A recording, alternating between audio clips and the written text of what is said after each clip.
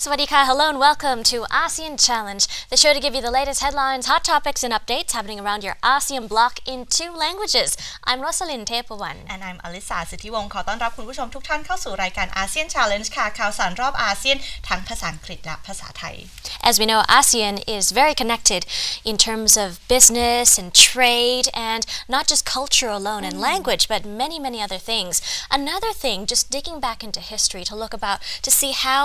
the interconnectedness of ASEAN played a big role in building today's ASEAN bloc. We take a look at some interesting details concerning the financial crisis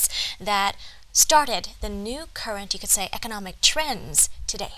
That's right. A lot of you probably know about this financial crisis, which started off in about 1997 to 1998, and a lot of people also know of this financial crisis as the Tom Yam Goong crisis as well. Now, that's because we can say that it mainly began off in Thailand as well due to lots of debt, due to, we can say, corruption, both in the private and public sector as well. Now, not only Thailand was affected, as you mentioned, that there's a big connectivity between ASEAN countries and Asian countries altogether. So a lot of countries were affected by this financial crisis, whether it be Thailand, Indonesia, and South Korea, which were hardest hit by the financial crisis, but other Asian countries were affected as well. Right. South Korea had been a big surprise at the time, being affected by the move that first was initiated in Thailand. Back then in 1997, during the administration of Prime Minister Chawalit Yongchayut, the finance minister had done an unprecedented move. He floated the Thai currency as a result of the rising debt in Thailand, and that created a domino effect of lots of ramifications. A lot of the business sectors, the private sector was affected immensely in a short period of time, and that domino effect spread to other countries, even as far as South Korea. So the situation was very dire. But at the moment, back then, our ex-finance minister, as you see here on the screen, said it was necessary because of Thailand's debt. But back at the time, he said, actually, the economy was doing well. But that economy was actually borrowed because of loans. That's right. So taking a look at some of the points on the timeline in which were important dates, on October 27th of 1997, the Dow plunged 7.18%, and stock markets, like you mentioned, it was like a domino effect. So stock markets across the world had suffered from that. Now, from that, the International Monetary Fund, or IMF, had to step in, providing the loans necessary to stabilize the troubled Asian economies. And then in late 1997, the organization had committed over $110 billion in short-term loans to Thailand, Indonesia, and South Korea in order to help stabilize their economies, more than double its largest loan at the time. Right. So when you see here, there was a lot of difficulties, a lot of businesses had a meltdown and in fact went bankrupt, and really it affected a lot of various institutions over a short period of time, creating a lot of instability not just in the economy but also among politics and many other things. But at the time, the foreign minister at the time, coming from a banking background, said this was actually the only move to take, and Thailand had to make that decision despite those ramifications. But ultimately, what was quite surprising was that whole period of instability and economic downtrend lasted briefly, only a few years. In fact, according to the finance minister, he said South Korea recovered almost miraculously quickly. It took only less than 2 years for them to turn around and to really rebuild themselves. That's right. So for South Korea, the Philippines, and Malaysia, they were able to regain their status back in economics and in terms of the crisis in around 1999. And however, for Thailand, it took a little bit longer. We recovered in about 2003. Yes. Yeah. So it seems Thailand ultimately had become successful as a result of this, you could say, difficulty in finances about 10 years ago. So in a way, this year marks the 10-year anniversary since the huge Tom Yam Goong meltdown. That's right. So looking back on it as a, let's say, a history class or a lesson for those of you doing like economics nowadays or for policies in the future. So we can look back on it as it's already passed, as maybe a lesson learned or maybe a mark in history to see how things were and the effects of different decisions people make. Right, indeed. And how quickly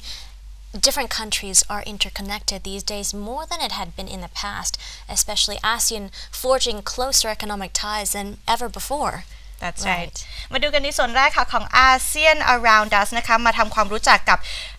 สิ่งที่เกิดขึ้นในประวัติศาสตร์ของทั้งอาเซียนเลยไม่ใช่อาเซียนอย่างเดียวเอเชียด้วยซ้ำเพราะว่าถ้าพูดถึงวิกฤตการณ์ทางการเงินนะคะที่เกิดขึ้นในปี 2542 นะคะหรือว่าที่หลายๆคนน่าจะรู้จักกันดีเป็นวิกฤตการณ์ต้มยำกุ้งนั่นเองนะคะเหตุการณ์ที่เกิดขึ้นเนี่ยก็ถือว่าเป็นบทเรียนสำคัญของเศรษฐกิจในทั่วเอเชียเลยทีเดียวเพราะว่าจริงๆแล้วว่าที่เขาเรียกว่าวิกฤตการณ์ต้มยำกุ้งเนี่ยเพราะว่ามันเริ่มต้นที่ไทยนะคะจากการที่เกิดหนี้เกินตัวทางภาคเอกชนนะคะแล้วก็มีการทุจริตไม่ว่าจะเป็นภาครัฐภาคเอกชนและในรัฐบาลด้วยแล้วคราวนี้นะคะก็เกิดวิกฤตการณ์ทางการเงินที่เกิดขึ้นมันก็เริ่มประมาณเนี่ยค่ะปีขออภัยค่ะ2540นะคะแล้วก็ประเทศที่ถือว่าโดนหนักที่สุดก็คือประเทศไทยอินโดนีเซียแล้วก็เกาหลีใต้นะคะในส่วนของประเทศอื่นๆก็โดนเช่นเดียวกันใช่ค่ะก็คือเราก็ได้เห็นความเกี่ยวข้องแล้วก็ความใกล้ชิดของหลายๆประเทศในอาเซียนพร้อมกับต่างประเทศอื่นๆอย่างเช่นเกาหลีใต้นะคะซึ่งปีนี้ก็เป็น10 ปีย้อนหลังแล้วนะคะจากวิกฤตการณ์ที่เกิดเมื่อ10 ปีก่อนซึ่งเราก็ได้เห็นว่าการพัฒนาในมุมของหลายประเทศนี่มันถึงจุดไหนแล้วนับว่าประสบความสำเร็จนะคะแต่ช่วงนั้น10 ปีก่อนเนี่ยก็เป็นวิกฤตมากๆที่ทำให้ประเทศไทยตกอยู่ในหลุมของปัญหาเศรษฐกิจหลายปีเลยนะคะแต่ว่าที่น่าสนใจมากๆก็คือประเทศเกาหลีใต้ได้ฟื้นฟูภายใน2 ปีอะค่ะนับว่าเร็วมากถูกต้องจริงๆแล้วมันก็มีหลายประเทศที่โดนวิกฤตการณ์ครั้งนี้ที่ฟื้นฟูเร็วเช่นเดียวกันนะคะไม่ว่าจะเป็นเกาหลีใต้อย่างที่คุณโรสลินบอกไปนะคะฟิลิปปินส์กับมาเลเซียก็ถือว่าฟื้นตัวได้ไวนะคะภายในปี 2542 ก็ฟื้นตัวได้แล้วแต่ในส่วนของไทยเนี่ยก็ใช้เวลานานขึ้นมาอีกหน่อยก็ฟื้นตัวได้ในปี 2546 นั่นเองค่ะค่ะก็นับว่าสมัยก่อนนะคะการตัดสินใจที่จะเปลี่ยนค่าของบาทเนี่ยค่ะเราก็ไม่ได้ทราบว่าจะกระทบหลายประเทศขนาดนี้โดยเฉพาะเกาหลีใต้กับอินโดนีเซียซึ่งในยุคนั้นนะคะรัฐบาลของทางพลเอกประยุทธ์ไม่ใช่ขอโทษนะคะพลเอกชวลิตยงใจยุทธนะคะได้ตัดสินใจว่าอันนี้เป็นทางที่สำคัญที่สุดแล้วก็เหมาะที่สุดที่จะช่วยกอบกู้เศรษฐกิจไทยได้ซึ่งในช่วงนั้นนะคะก็เป็นช่วงที่หนี้สินมันเริ่มที่จะหนักหนามากขึ้นจากการขอโลนค่ะก็ถือว่าเป็น10 ปีที่ผ่านไปแล้วก็ถือว่าเป็นสิ่งที่เราสามารถที่จะเรียนรู้จากประวัติศาสตร์ได้นะคะค่ะก็คือข้อสำคัญก็คืออย่ากู้เงินเกินตัวใช่ไหมคะค่ะ Alright with that said we're going to take a short break when we come back more news updates coming soon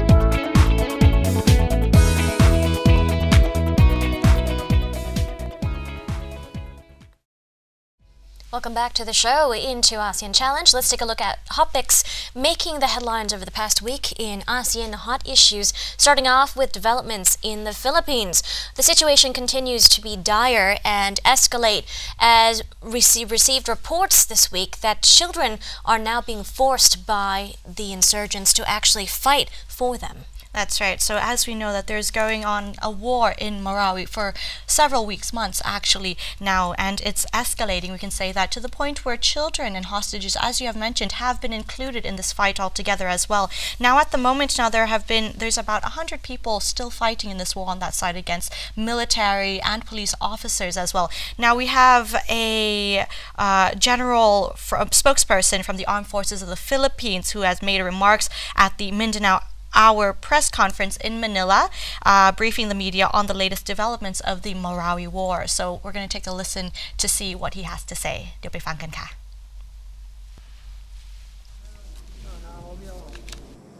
May I also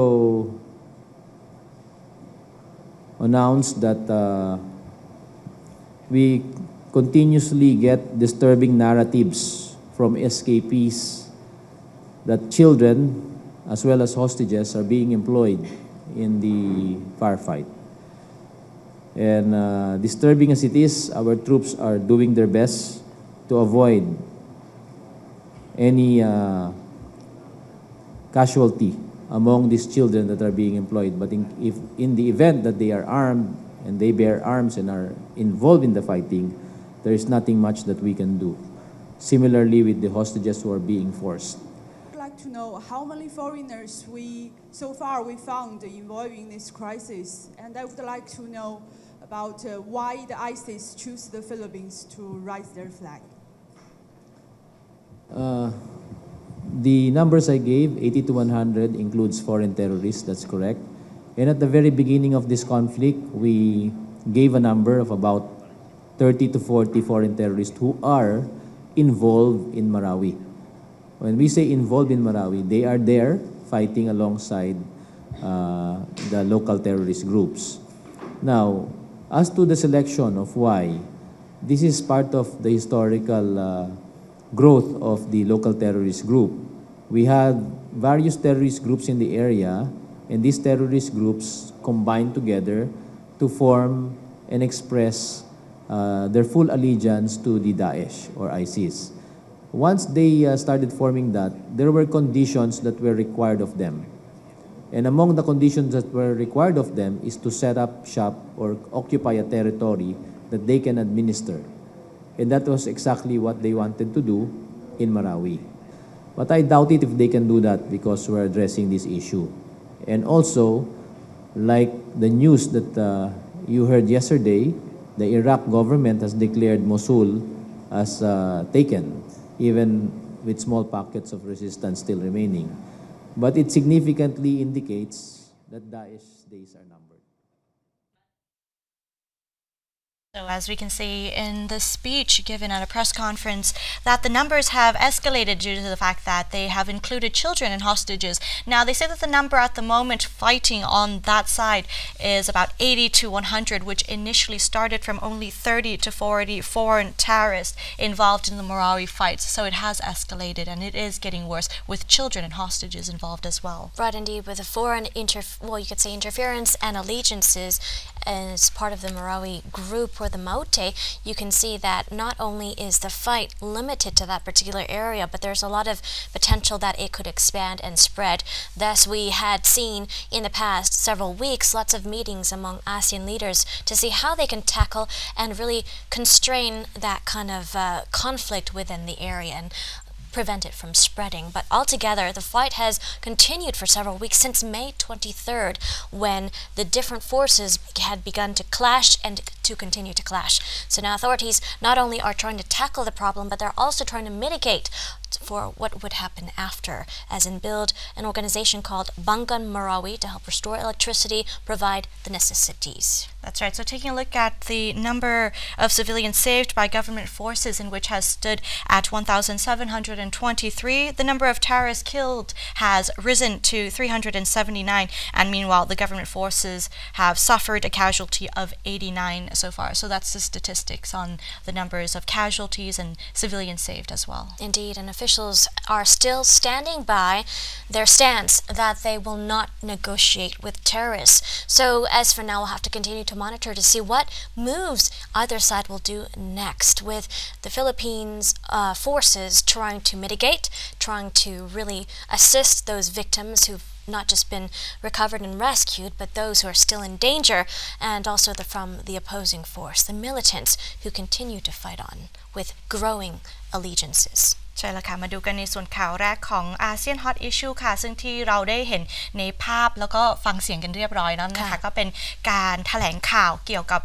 เหตุการณ์กบฏนะคะในมาราวีนั่นเองค่ะซึ่งก็ตอนนี้นะคะก็ถือว่ามีสงครามที่เกิดขึ้นอยู่ในขณะนี้แต่ว่าทางกองทัพฟิลิปปินส์เนี่ยค่ะก็ได้เปิดเผยว่าทางนักรบกบฏที่เมืองมาราวีนั่นเองค่ะทางภาคใต้นะคะก็ได้บังคับให้เด็กแล้วก็ตัวประกันเนี่ยเข้ามาร่วมในการต่อสู้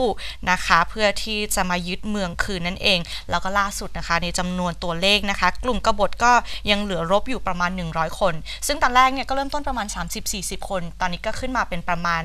80-100คนแล้ว นั่นเองค่ะพร้อมกับการมีแนวโน้มที่จะขยายมากขึ้นเรื่อยๆนะคะเพราะว่าเวลาก็ผ่านไป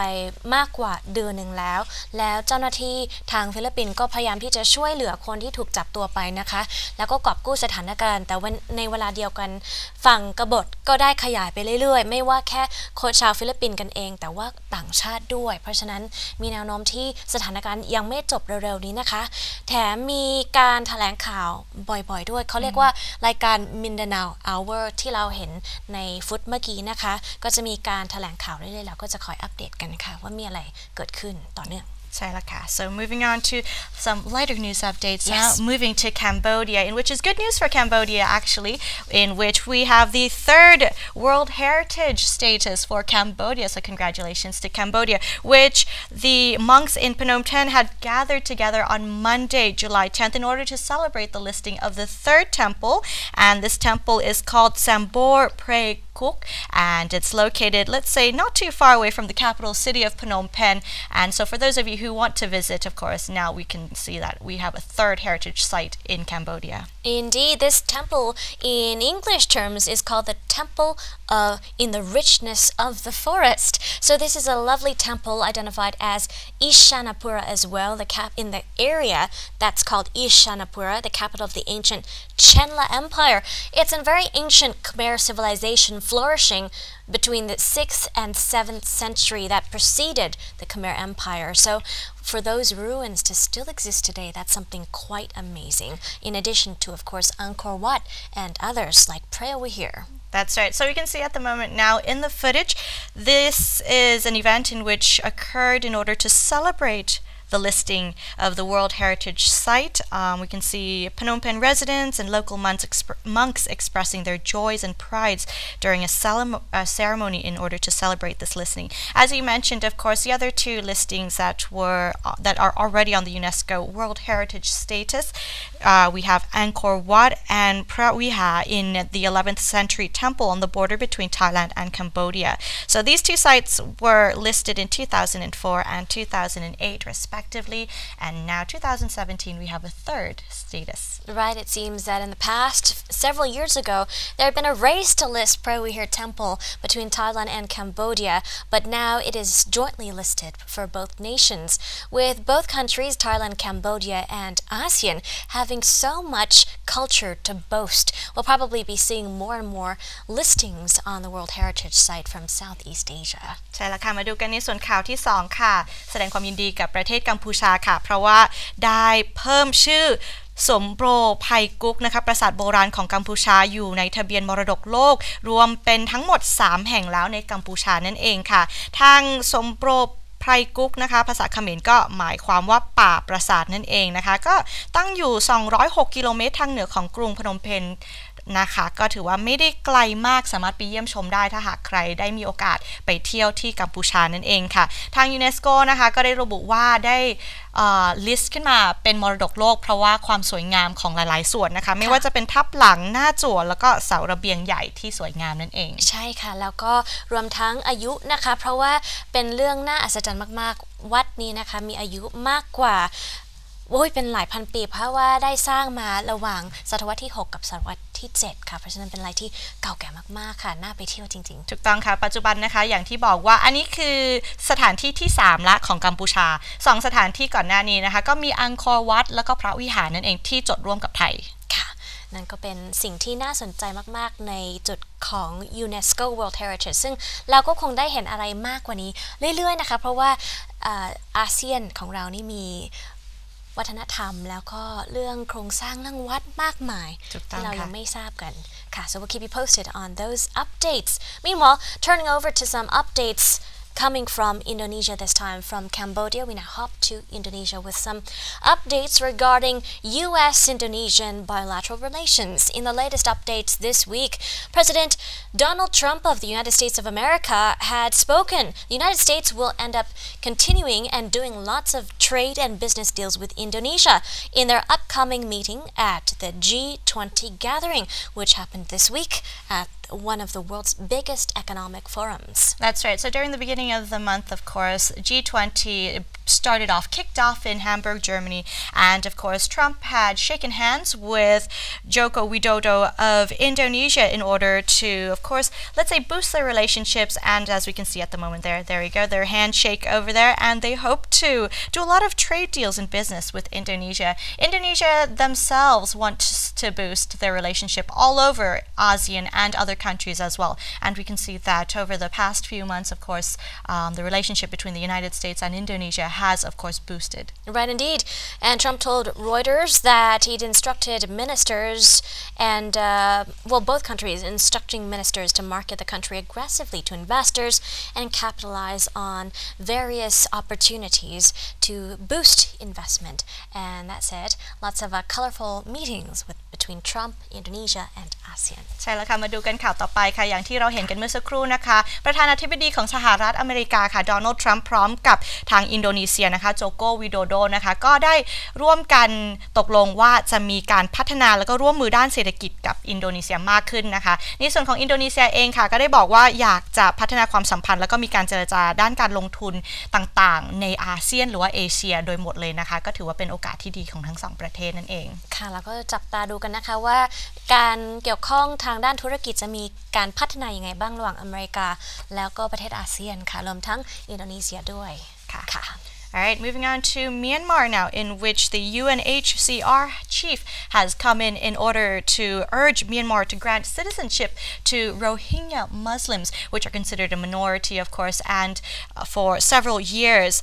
we can see that there has been some conflict going on in the Rakhine state areas of Myanmar in terms of stateless people without citizens. So the UNHCR has stepped in order to urge Myanmar to grant citizenship. Right, this is the latest development coming after an ongoing dispute between the Rohingya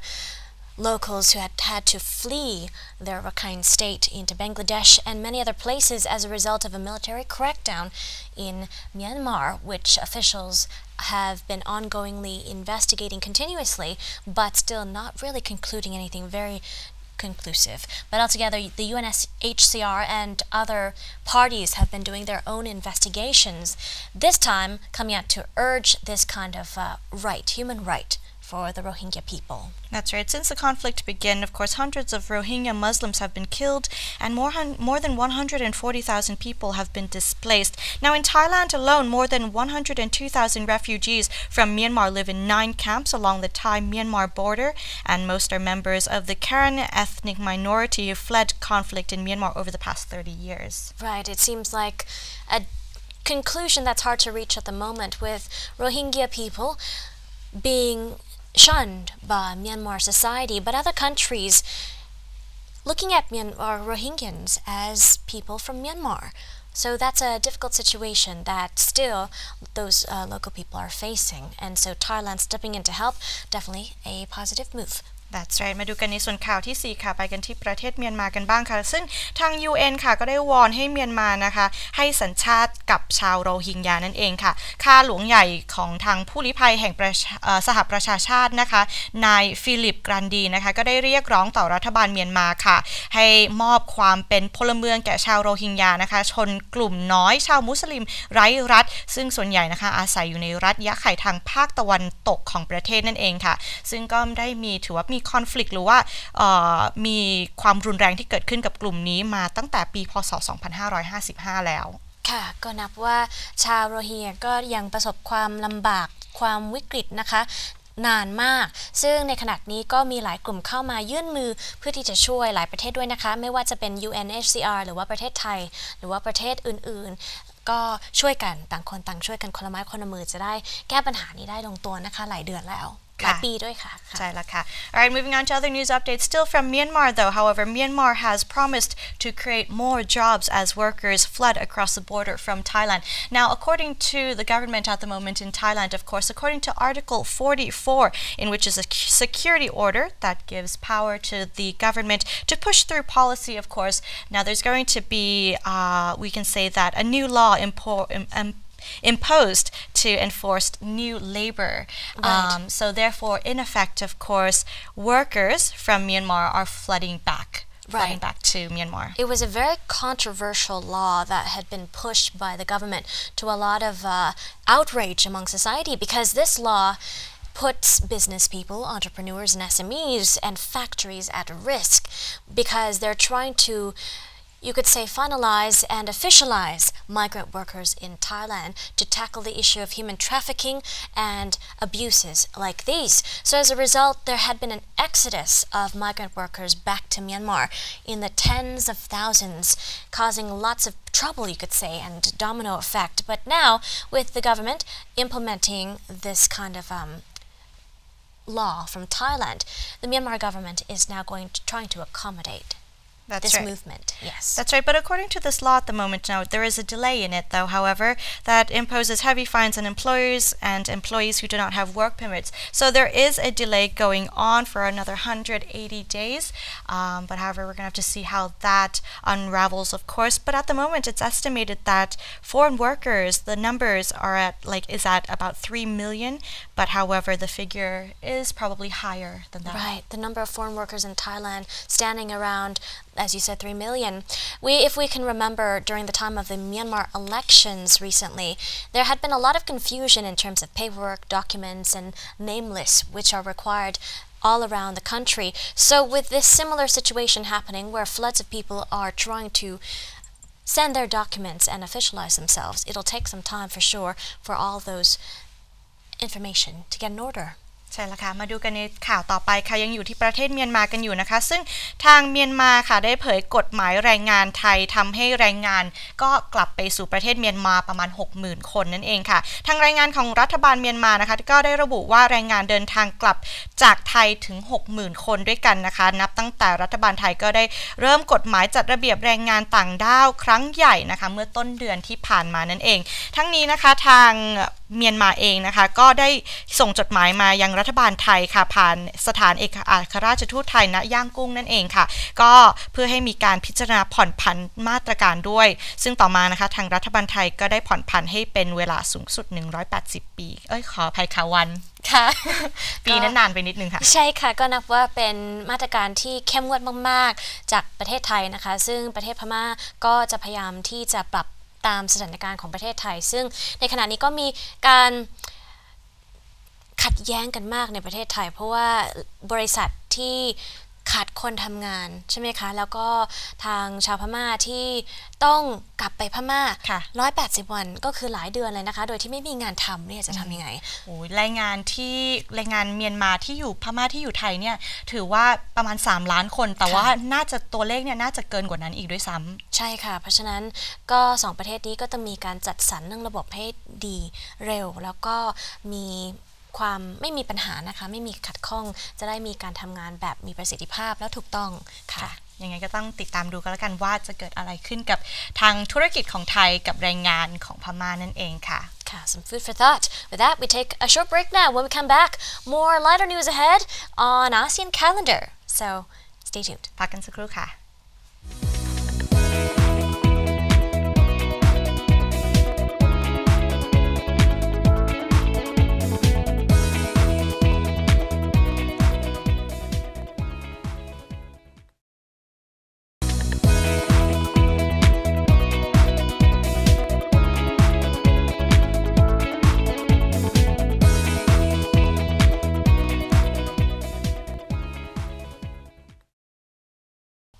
Welcome back to the show, into ASEAN calendar. Lots of colorful events to mark your calendars with this coming week and beyond. ใช่แล้วค่ะกลับเข้าสู่รายการ ASEAN Challenge ค่ะในช่วงนี้ ASEAN Calendar มาดูกันว่ามีอีเวนต์อะไรสำคัญกันบ้างค่ะ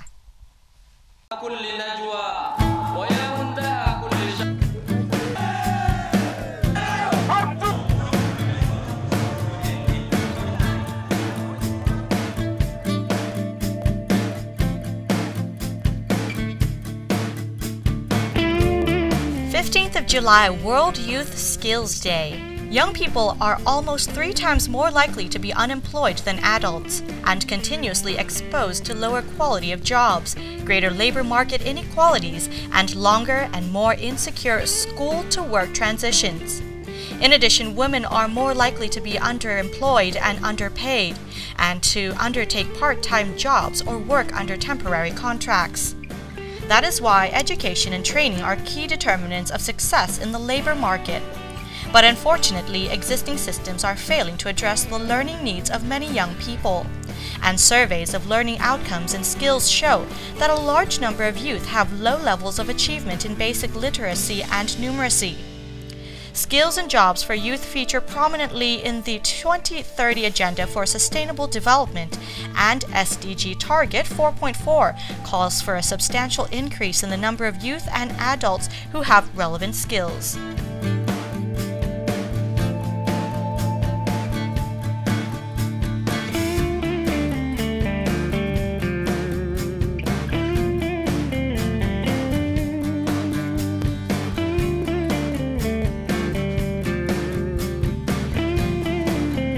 The 15th of July, His Majesty the Sultan's birthday. Hassan al-Bolkiah is the 29th Sultan of Brunei and has reigned since October 4th, 1967. He was Sultan at the time of Brunei's independence from the British Empire in 1984 and has been officially knighted by Queen Elizabeth II. Immediately after his father abdicated the throne on October 4th, 1967, Hassan al-Bolkiah became Sultan. His ceremonial coronation occurring on August 1st of 1968. Although the Sultan has made some moves towards democracy, bringing the Congress back into session for the first time since 1962, he has retained most power and occupied numerous positions personally. The Sultan is also, for example, the Prime Minister, the Minister of Finance, Inspector General of the Royal Police, and Chancellor over several Bruneian universities. The Sultan is also considered the defender of the Islamic religion, which has official religion status in Brunei. As such, he has built numerous mosques, decreed Islamic holidays be kept in grand style, and banned Muslims from commemorating Christmas and Christmas decorations from being put up in public places. Finally, the Sultan's palace, Istana Nurul Iman, is considered the largest in the world, and he himself is one of the world's richest men, his total holdings being valued at over $20 billion.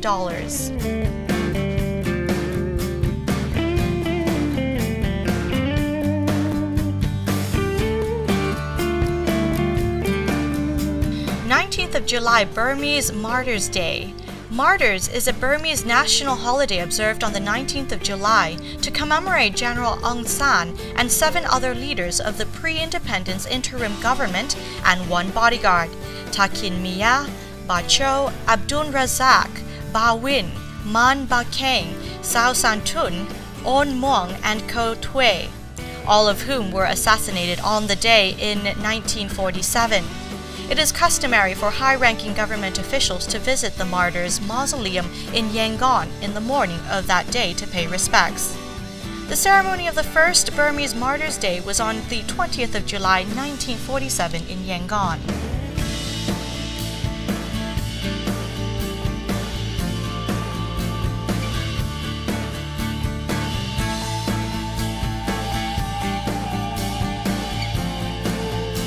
of July, Racial Harmony Day. Racial Harmony Day is celebrated annually in Singapore. The event is to commemorate the 1964 race riots, which took place on the 21st of July, 1964. Racial Harmony Day also represents a day for schools to reflect on and celebrate Singapore's success as a racially harmonious nation and society built on a rich diversity of culture and heritage. In schools all across the nation on that day, students are encouraged to be dressed in their traditional costumes. Traditional delicacies are also featured in the celebrations. Traditional games such as 5 stones and 0 point are played in schools, where inter-class competitions are sometimes organized.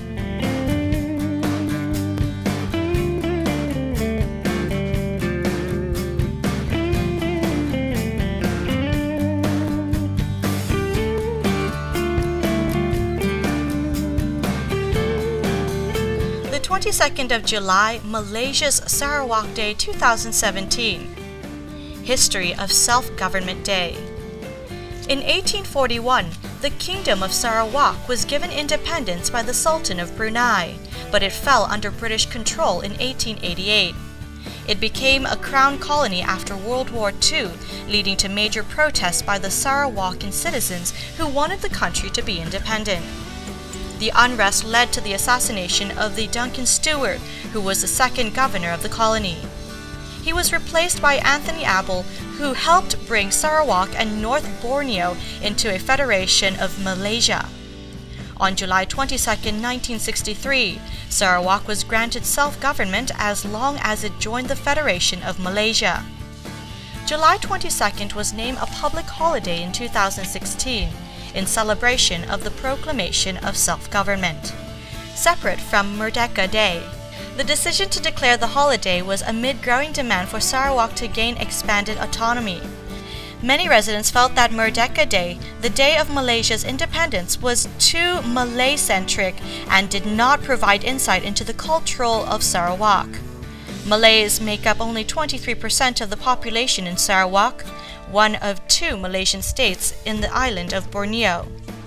The state is also a founded member of the Federation of Malaya, along with North Borneo and the Federation of Malaya. Singapore was also a founding member, but was expelled in 1965. The hope was that establishing a day recognizing the culture and history of Sarawak would preserve the ethnic background of the country, including the culture of the Ibans, Sarawakian Chinese, Malanos, Orang Ulu, and Bidayos, each with their own culture and history. Traditions and celebrations. Because the holiday is new, there are no specific traditions or celebrations. The day was designed to allow the people of Sarawak to honor past leaders and promote historical awareness throughout Malaysia. Citizens had been celebrating the day since 2012, but it has only recently been named a public holiday. The day is celebrated with programs and festivals designed to promote the culture and history of people of Sarawak. Each ethnic group in Sarawak celebrates the country's self-government with their own traditions.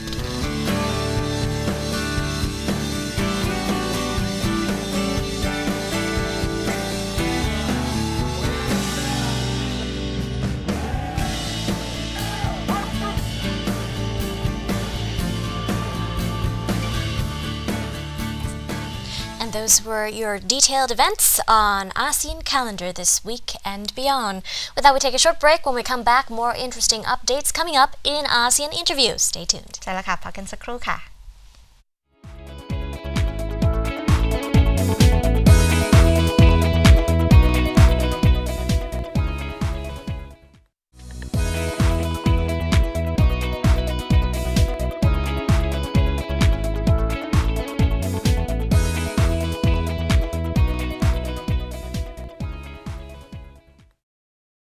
Welcome back to the program and on to ASEAN interview. We have an interesting topic going on in Indonesia about LGBT. So let's take a look.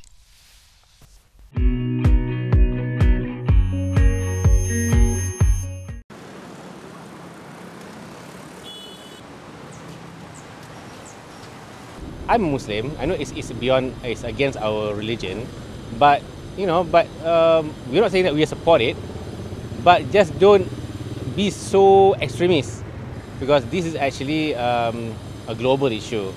Don't make it such an issue that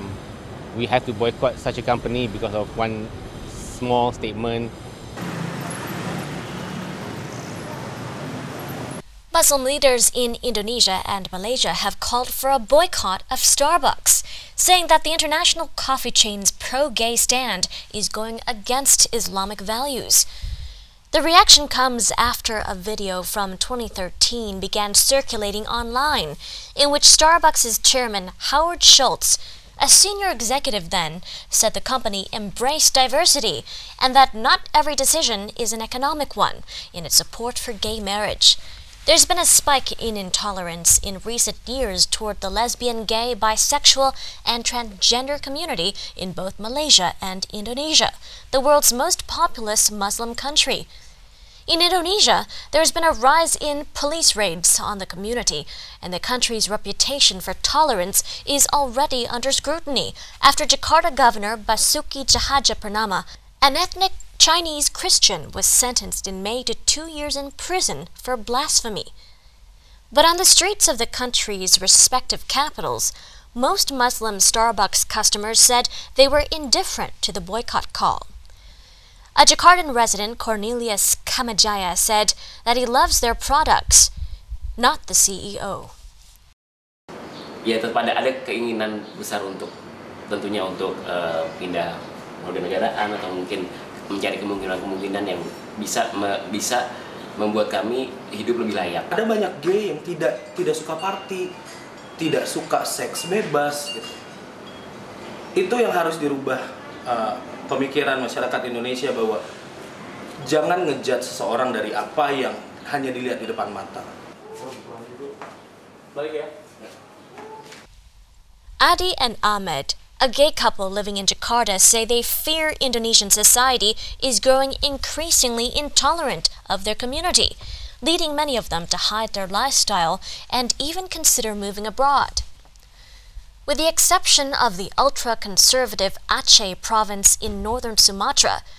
where Islamic law is enforced and 2 men were publicly flogged last month for gay sex, homosexuality is legal in Indonesia, the world's most populous Muslim country. But Indonesia's Islamists have long sought to criminalize gay sex, with the Islamic Defenders Front, or FPI, having previously broken up what they said were gay parties, and then urged the police to detain the men. What is sending a new chill through Indonesia's LGBT community now is that police seem to have joined in on the vice patrol role themselves. Local media reports said in May, officers detained 141 men in a raid on the Atlantis sauna, accusing them of involvement in a gay prostitution ring. A month earlier, police raided a hotel in Indonesia's second biggest city of Surabaya over an alleged sex party and made the 14 detained men undergo HIV tests before publicly releasing the results. Indonesian police deny targeting the LGBT community and say they just appeal to them to keep their personal affairs private. But if someone breaks the law, they would be subjected to the rule of law regardless of their orientation. Activists say controversial anti-pornography laws, under which offenders can face up to 15 years in prison, are being misused against the community, and that the police are using shaming tactics. The men detained at the Atlantis sauna were nearly all later released without charge, but not before being strip-searched, photographed, and marched semi-naked from the venue into vehicles. The head of the LGBT rights group Gaya Nusantara in Surabaya, Rafael de Costa, says the police space for LGBT activities, even in the form of educational workshops on safe sex, has grown increasingly limited, despite the community legally having freedom of organization and speech. Vice President Yusuf Kala last year asked the United Nations Development Program to stop $8 billion of funding of LGBT-related activities in Indonesia,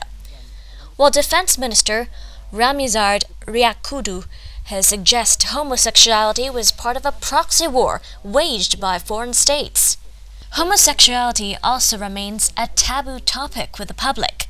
A Pew Research Center poll in 2013 found 93% of respondents in Indonesia disagreed that society should accept homosexuality. Indonesia's reputation for tolerance and pluralism has been under scrutiny in recent months after Jakarta Governor Basuki Cahaya Purnama, an ethnic Chinese Christian, was sentenced to 2 years in prison last month for blasphemy in a trial that came after mass Islamist-led rallies last year.